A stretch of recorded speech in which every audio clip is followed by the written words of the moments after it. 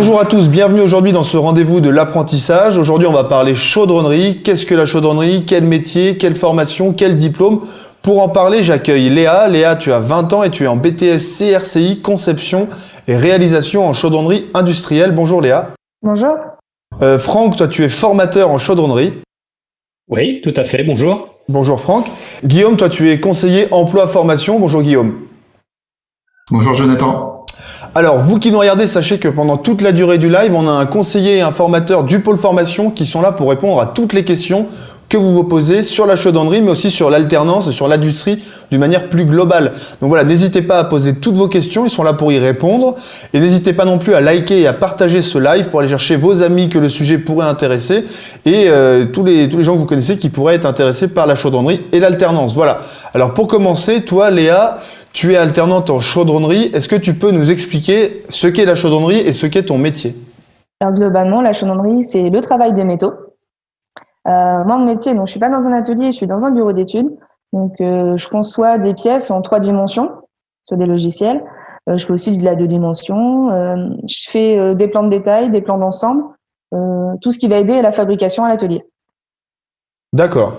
Et alors Franck, maintenant, est-ce que de manière plus globale, tu peux nous expliquer un peu ce qu'est la chaudronnerie? Qu'est-ce que ça englobe exactement? Qu'est-ce qu'on fait avec ce métal, avec ces métaux? Alors la chaudronnerie, c'est un métier qui est très très large. Je dirais que c'est le travail du métal à façon à partir de feuilles de tôle, comme on pourrait en comparaison parler de feuilles de papier. Donc à partir de feuilles de tôle, on va réaliser donc des objets métalliques qui peuvent être à base de fer, donc l'acier, l'inox, l'aluminium, le cuivre, etc. Et je dirais on va rouler, on va plier, on va découper avec des machines, je dirais aujourd'hui commande numérique. À l'issue de quoi on va assembler soit par soudage ou alors par boulonnage.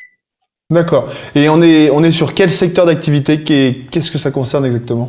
Je dirais tous les secteurs d'activité qu'aujourd'hui on peut connaître, comme l'agroalimentaire, le cosmétique, la pharmaceutique évidemment, le traitement des déchets, le BTP. Donc le BTP, ça va être de concevoir et de fabriquer des moules à béton pour faire des ponts. Vous allez avoir l'aéronautique, donc c'est tout ce qui est avion. Vous allez avoir l'aérospatial, le ferroviaire. Donc en chaudronnerie, je dirais, on est capable de fabriquer, il y a de ça une centaine d'années, à la Tour Eiffel. Et puis aujourd'hui, on est capable de fabriquer des éoliennes, donc qui est dans l'air du temps pour tout ce qui est énergie renouvelable. Donc c'est un métier qui, en voyant l'industrie changer, s'est beaucoup adapté au fil des années. Est-ce qu'on peut parler d'un secteur aussi qui a su s'adapter peut-être aux défis écologiques qui sont posés à nous aujourd'hui? Oui, tout à fait, oui, parce que justement aujourd'hui, il a fallu créer, je dirais, créer des nouvelles ressources, des nouvelles compétences dans tout ce qui est énergie renouvelable pour répondre aux défis de demain. Donc ça va être la création, la conception de panneaux solaires, les éoliennes. Effectivement, en font partie. Et je dirais que il y a tout un tas d'autres équipements aujourd'hui que l'on connaît et que l'on fabrique en chaudronnerie. Et toi, Léa, par exemple, de ton côté, dans l'entreprise dans laquelle tu travailles, toi, tu as des exemples d'applications comme ça? Alors oui, on peut dire que c'est assez écologique parce que, par exemple, toutes les matières premières qui ne sont pas utilisées ou les chutes qui sont en trop, ça va être envoyé pour la refonte et pour refaire de nouveaux matériaux, de nouvelles tôles. Pour pouvoir être de nouveau utilisé. On a également quelque chose qui est spécifique à notre entreprise, c'est le Panavant. Ce sont des vannes de barrage autorégulables où il n'y a pas besoin d'assistance humaine. C'est vraiment la pression de l'eau qui va faire monter, descendre et qui va ouvrir les vannes ou pas. Donc voilà, un vrai métier moderne. Du coup, là, on vient d'expliquer un petit peu, de poser le cadre de cette émission, de savoir maintenant ce que c'est que la chaudronnerie. Donc, je vous rappelle qu'on a un conseiller et un formateur du pôle formation qui sont là pour répondre à toutes vos questions. Donc maintenant que vous en savez un peu plus sur la chaudronnerie, n'hésitez pas à poser toutes les questions qui vous viennent sur l'alternance et sur la chaudronnerie. Maintenant, on va parler de formation. Du coup, Léa, toi, comment es-tu venue à l'alternance? Alors, pour commencer, j'ai fait un CAP et un bac TCI, donc technicien en chaudronnerie industrielle, pour ensuite venir en BTS CRCI. J'ai choisi l'alternance parce que ça nous sort du confort de l'école, en fait.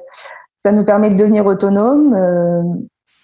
Je pense que c'est plutôt une bonne chose d'allier la théorie à la pratique.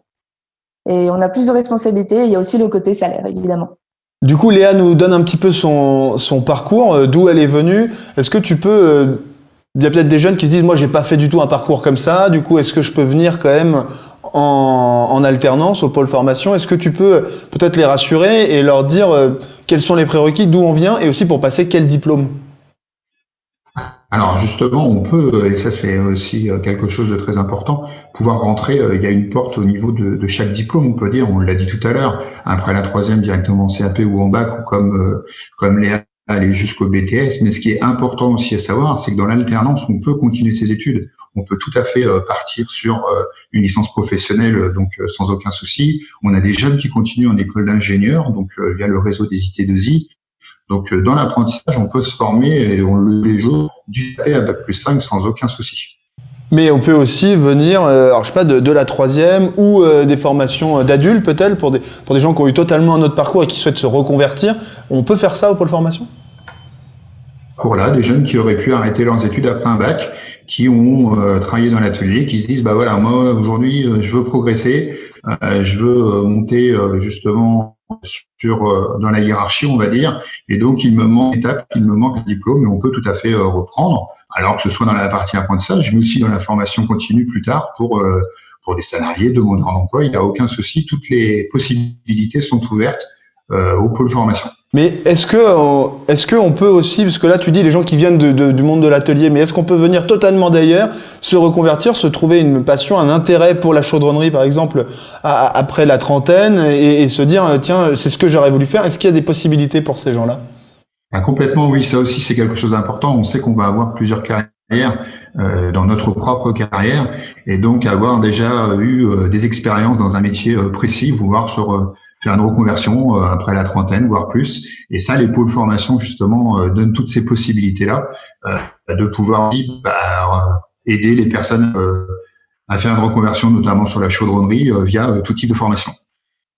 D'accord. Et alors du coup, si je résume, on peut venir à la troisième, en reconversion beaucoup plus tard, et une fois qu'on est là, on peut aller du CAP jusqu'à un diplôme d'ingénieur, quoi. C'est ça l'étendue des possibilités. C'est exactement ça. On peut arriver de la troisième et faire un cursus en alternance jusqu'au bout, jusqu'à Bac+5, ou arrêter avant, ou très bien venir d'un diplôme complètement différent et avoir la possibilité d'intégrer une formation en chaudronnerie ou en soudure et pouvoir justement rentrer dans le fabuleux monde de la chaudronnerie. Et alors du coup, Léa, une fois qu'on est rentré dans le fabuleux monde de la chaudronnerie, comment ça se passe au pôle formation? Au niveau des cours, c'est 50-50, donc ça soit en entreprise ou en cours. Donc on a des cours théoriques, des cours généraux comme français, maths, anglais, physique. Et on a donc les cours théoriques où on apprend d'abord en salle, on fait nos plans ou nos pièces sur 3D et ensuite on va dans l'atelier et on fabrique notre pièce avec les machines et les outils mis à notre disposition. Ben, ça me fait penser justement aussi qu'on peut partir sur les métiers de la soudure en se spécialisant. Et là, bien évidemment, on a aussi au sein des pôles formation des CQPM, des titres pro, des mentions, tout ce qui est qualification soudage. Et voilà, l'éventail, la chaudronnerie, les métiers de la soudure. Voilà, on peut se former. C'est vraiment quelque chose de très intéressant. Et Franck, du coup, pour former tous ces gens-là, il faut, j'imagine, des professionnels aguerris, des gens qui viennent eux-mêmes du monde de l'entreprise. Tu peux nous dire un mot là-dessus? D'où viennent les formateurs du pôle formation? Oui, tout à fait. Alors, nous avons tous, je dirais, une vingtaine d'années d'expérience dans le monde de la chaudronnerie. Je dirais avec tous nos spécialités, dont certains, je dirais, sont la soudure, dont d'autres sont les bureaux d'études, d'autres c'est le management d'atelier. Donc voilà, on a tous, je dirais, un parcours différent et qui nous permettent aujourd'hui de répondre à toutes les questions, à toutes les attentes des apprenants et aussi des entreprises. D'accord, donc ce sont aussi des passionnés de la chaudronnerie, j'imagine. Est-ce que tu associes ce côté passion avec la chaudronnerie? C'est même indéniable, hein. On peut pas être, je dirais, on peut pas faire carrière dans la chaudronnerie si on n'est pas passionné. Je dirais, c'est un métier qui est tellement, je dirais, vaste, qui permet de toucher à tout, à tous les secteurs, à tous les types de pièces, même le côté artistique, effectivement. Donc c'est vrai que c'est un métier qui devient passionnant. Toi, tu le vois de la même manière, Léa? Est-ce que avec les formateurs, entre apprentis et formateurs, on a ce rapport de passionné à passionné par un même métier? Oui, tout à fait. Et puis on a l'impression de vraiment, même si c'est des formateurs, on a vraiment l'impression de parler avec des collègues en fait. Ils nous apprennent un métier qu'ils connaissent par cœur et on voit que c'est vraiment leur passion, qu'ils aiment ce qu'ils font et ils nous donnent vraiment l'envie d'aimer aussi ce qu'on fait. C'est vraiment une passion commune. Et toi, à quel moment tu as été piqué? Toi, elle t'est venue d'où la passion de la chaudronnerie? La passion de la chaudronnerie, donc c'est vraiment une passion assez familiale quand même, parce que mon père est dans ce domaine-là, et mes 3 autres frères aussi, du coup, donc c'est un peu tous rejoints dans le même métier. D'accord. Toi, c'est pareil, du coup, Franck, il faut être... c'est quoi? C'est forcément une histoire de famille? Ah, forcément, je dirais, bah, si je parle de mon vécu, et je vais vous dire que oui, puisque mon père était chaudronnier aussi. Ah bah voilà. Mais bon, à côté de ça, je connais plein de jeunes, plein de personnes qui sont aujourd'hui dans la chaudronnerie ou qui veulent se lancer dans la chaudronnerie et qui ne viennent pas de milieu de chaudronnier. Non, c'est un métier je dirais, qu'on touche tous les jours. Donc, voilà, ça parle forcément à un moment donné à quelqu'un. Du coup, Guillaume, est-ce que tu peux quand même rassurer les jeunes qui nous regardent et leur dire que oui, comme le disait un petit peu Franck, c'est pas forcément une question de dynastie. On n'est pas obligé d'être chaudronnier de père en fils depuis 12 générations pour venir au pôle formation faire de la chaudronnerie. Non, mais complètement. Moi, je vais prendre mon cas. Mon père est absolument pas conseiller emploi formation, donc c'est pas une histoire de dynastie. Par contre, ce qui est vraiment important, et comme Léa et Franck viennent de le dire, c'est un métier de passionné. Et le métier aussi de Franck, le métier de formateur, est aussi un métier de passionné, parce qu'il faut aimer transmettre aussi. Donc ça, c'est important au niveau de l'alternance. D'accord. Toi, Léa, est-ce que tu dirais que c'est aussi un métier d'équipe? Alors oui, c'est vraiment un métier d'équipe, il y a toujours le lien. Par exemple, si j'ai un souci, je peux aller voir les gars qui sont dans l'atelier, ils vont m'aider, ils vont me conseiller parce que, je veux dire, ils connaissent leur machine, ils savent comment faire. Et des fois, ils nous apportent des petits plus pour nous, la conception derrière, pour leur faciliter leur travail finalement. C'est amusant parce que tu dis les gars, je vais voir les gars à l'atelier. Comment c'est d'être une fille dans l'industrie? Bah, c'est un peu comme dans tous les autres métiers, ça se passe plutôt bien. D'accord, mais on se sent intégré quand même. Toi, tu fais vraiment partie de l'équipe. Il n'y a pas ce truc genre non, c'est pas pour les filles, laisse-nous taper Oui. et souder tranquille. Non, je suis vraiment un membre à part entière de l'équipe. Je me suis très bien adaptée. On s'est très vite entendu et du coup, ça Bon, marche très bien. Et si je peux C'est bien. rebondir justement là-dessus, c'est vas-y, je t'en prie. justement par expérience, les femmes ont une meilleure dextérité que les hommes. Elles sont Alors, ça y est. Ah ambitieuses. bah alors là, voilà. Moi, j'essaye de montrer qu'il n'y a pas de... Et puis, ça y est, en fait, maintenant, on est nuls. C'est Non, mais parce que voilà, c'est vrai, ouais. un métier qui peut effectivement être très très, je dirais très très bon pour les femmes dans le sens où elles ont ce petit côté, je dirais, que les hommes n'ont peut-être pas, peut-être un peu moins bourrin, hein, mais voilà, elles sont beaucoup plus fines. Non, mais il y a de la place pour tout le monde, de toute manière. Garçon, fille, Guillaume, il n'y a pas de... Non, c'est exactement ce sur quoi j'allais rebondir. Il y a de la place pour tout le monde. On peut prendre n'importe quel métier en dehors de l'industrie. Il y a de la place pour les hommes, pour les femmes. C'est simplement une histoire de, voilà, j'ai envie de découvrir, j'ai envie de faire. Après, qu'on soit un homme, une femme, petit, grand, mais ça, il y a aucun souci. Il y a de la place pour tout le monde. C'est voir l'envie, laisser aussi chacun se former au métier qu'il souhaite. Ça, c'est quand même très important. Et puis, on le voit hein, dans nos formations, dans les entreprises, toutes ces choses-là, ça se passe vraiment très bien. Bon. Et ben, du coup, c'est parfait. Léa, toi, justement, cette entreprise où ça se passe très bien, comment tu l'as trouvée? Est-ce que tu peux nous expliquer quelles ont été tes démarches? Comment tu as trouvé cette entreprise? Alors déjà, j'ai posté beaucoup de CV, beaucoup de lettres de motivation. J'ai passé plusieurs entretiens, mais toujours avec une motivation ardente. J'avais vraiment envie de trouver une entreprise et puis j'aime mon métier, donc ça se voit quand on fait des entretiens. Et ben, j'ai pas lâché l'affaire. Et puis j'ai trouvé mon patron m'a contacté. Avant que ça soit mon patron, il m'a contacté. On a fait un entretien et il a reconnu ma motivation et ça lui a donné envie qu'on signe un contrat pour du coup le BTS.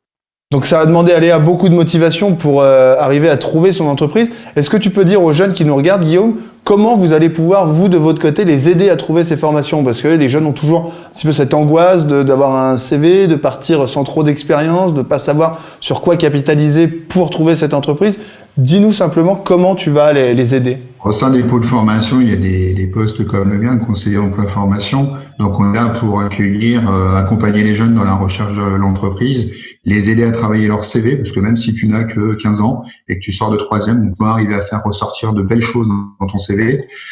Ce qui va être important aussi, c'est de leur montrer aussi qu'ils peuvent avoir un réseau. Ça peut être papa, maman, peut-être le collègue, un tonton, et que pouvoir discuter avec les gens autour de soi vont peut-être nous donner des pistes sur la recherche de l'entreprise. Donc, nous, on est vraiment là pour les accompagner de la rencontre jusqu'à la signature du contrat.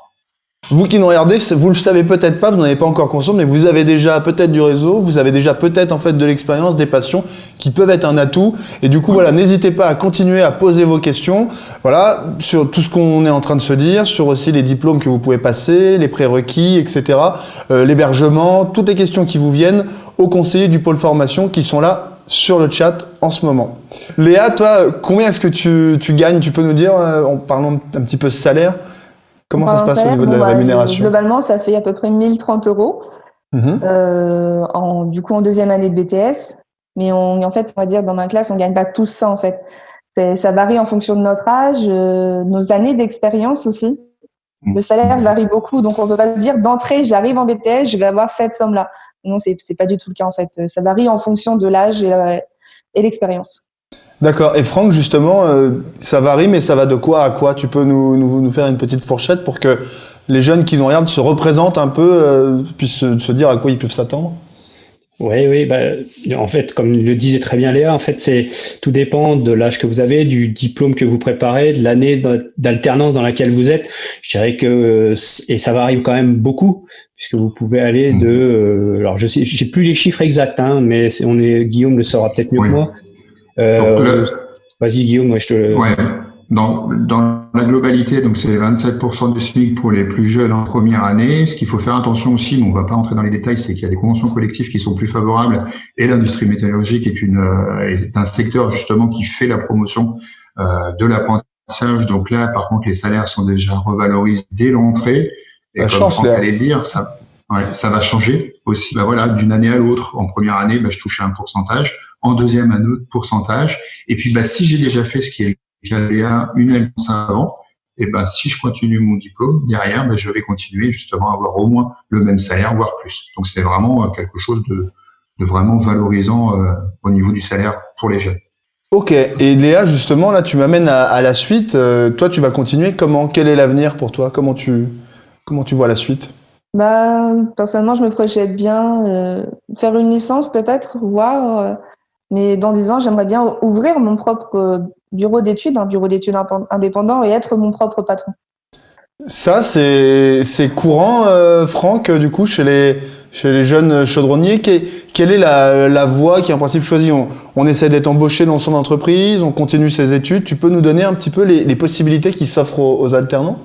Alors, je dirais, encore une fois, tout dépend après du diplôme préparé et du diplôme avec lequel vous sortez. Je dirais que globalement, ceux qui ont un CAP, qui sortent avec un CAP et un bac pro aujourd'hui, souhaitent le plus souvent rester à l'atelier. C'est leur souhait. Lorsqu'on commence un peu à vouloir faire des études supérieures en chaudronnerie, comme Léa par exemple, effectivement, là, on retrouve plus des jeunes qui veulent. Alors peut-être pas tout de suite, mais dans le moyen terme, peut-être effectivement être même à son propre compte, pourquoi pas. Et beaucoup par contre aspirent à rester dans les bureaux d'études ou faire de la conception, parce que je dirais que c'est ce qui les attire le plus. Mais effectivement, sortie de CAP bac, on a quand même plus tendance à rester à l'atelier. Après, rester dans son entreprise, je dirais que c'est une histoire de caractère. C'est soit on a envie de rester, je dirais, dans son confort, ou vouloir apprendre ce qui se fait aussi dans d'autres entreprises, parce que chaque entreprise a son ADN, donc il ne fabrique pas la même chose et il n'a pas les mêmes modes de fabrication. Donc, oui, c'est ça. Il faut aussi se dire qu'en passant d'une entreprise à l'autre, on peut changer totalement d'univers. C'est-à-dire qu'on reste dans le même métier, peut-être dans certains fondamentaux, mais en tout cas, on passe d'un monde à l'autre, quoi. Donc, en fait, c'est pas quelque chose où on rentre et on peut rester que dans son petit atelier. On a accès à plein de mondes différents, quoi. C'est ça qu'on peut dire. Oui. Alors, si je peux parler de mon expérience, vous voyez, j'ai commencé donc en préparateur de fabrication, donc ce qu'on peut parler d'agent de méthode, technicien méthode, où là vous préparez des plans pour l'atelier. Et après, je suis parti, j'ai été ici responsable d'un service chaudronnerie dans une entreprise de machines spéciales. Et ensuite, je suis parti chez EDF en tant que préparateur chargé d'affaires pour, je dirais, faire de la maintenance pour le coup dans les centrales nucléaires. Et après, je me suis même mis à mon compte pendant quelques années. Et pour finir, aujourd'hui, formateur donc en chaudronnerie, ce qui me passionne. On arrive toujours à trouver, j'ai un métier de passion dans notre métier de base de la chaudronnerie. Oui, donc une super carrière qui te permet aussi après d'apporter une grande expérience aux jeunes que tu formes. Et du coup, aujourd'hui, Léa qui va elle aussi former son entreprise, faire profiter ensuite peut-être des jeunes de son expérience, toi aussi prendre des apprentis. Du coup, ma question c'est, Guillaume, est-ce que ça embauche? Est-ce qu'il y a du travail à la sortie?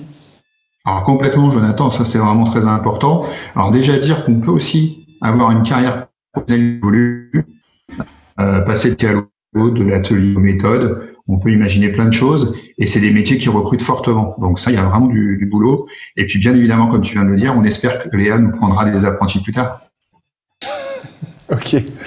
Et écoutez, voilà, on arrive à peu près au terme de cet entretien. Guillaume, je te laisse la parole, je voudrais que tu fasses passer le message que tu as envie de passer aux jeunes qui nous regardent. Là, on a des jeunes qui ont appris beaucoup de choses sur l'industrie, beaucoup de choses sur la chaudronnerie et l'apprentissage. Pour finir de les convaincre de venir frapper à la porte du pôle formation, qu'est-ce que tu auras envie de leur dire? Quel message tu veux qu'ils retiennent? Que s'ils ont des idées, une passion, qu'ils ont envie d'essayer, il faut vraiment se donner les moyens, c'est-à-dire essayer, venir rencontrer les pôles formation, ouvrir la porte tout simplement pour découvrir nos métiers, rencontrer nos apprentis, et puis tout le monde a le droit, et tout le monde peut avoir sa chance, bien évidemment, dans l'industrie, et notamment la chaudronnerie. Et de ton côté, Franck, quel message tu souhaiterais faire passer à ces jeunes qui nous regardent? Alors moi, je dirais que le métier de la chaudronnerie, donc c'est un métier qui vous gratifie tous les jours. Car vous faites partie d'un maillon d'une chaîne de grands projets. Donc vous vous sentez utile tous les jours. Et toi, Léa, de ton côté, le mot de la fin, quel message tu fais passer aux jeunes qui te regardent? Il y en a qui ont peut-être ton âge et qui connaissaient pas ce métier, qui le découvrent. Il y en a d'autres qui sortent de la 3e et qui sont encore dans une recherche un peu vague, ils commencent à découvrir des métiers. Comment tu souhaiterais les convaincre de venir dans la chaudronnerie et dans l'industrie et au pôle formation? J'ai envie de dire, en fait, la chaudronnerie, c'est l'essayer, c'est l'adopter, en fait, parce qu'on se rend compte qu'en fait, c'est vraiment un métier formidable. C'est vraiment, pour certains, vraiment une passion, parce qu'on peut réaliser des choses vraiment très petites, comme des choses immenses, en fait. Et aller au bout de ces réalisations, c'est très gratifiant. Vous l'aurez compris, voilà, c'est un métier de passionné. Moi, je vous dis à très bientôt et je remercie mes 3 invités d'avoir participé à cette émission avec moi et puis de nous avoir appris plein de choses sur l'apprentissage, l'industrie et la chaudronnerie. Je vous laisse continuer à poser vos questions. Les formateurs restent en ligne encore un moment pour répondre à vos questions et à tout ce que vous voulez leur demander sur la chaudronnerie, l'alternance et le pôle formation. Moi, je vous dis à très bientôt pour un prochain rendez-vous de l'apprentissage. À très vite, au revoir et merci à tous les 3.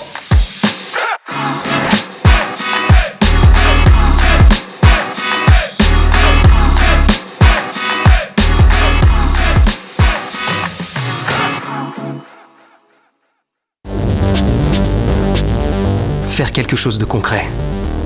Avoir un bon salaire. Travailler en équipe. Avoir des responsabilités. Être créatif. Avoir l'avenir qu'on imagine. C'est faire son choix. Viens découvrir les métiers de l'industrie Au pôle formation UIMM.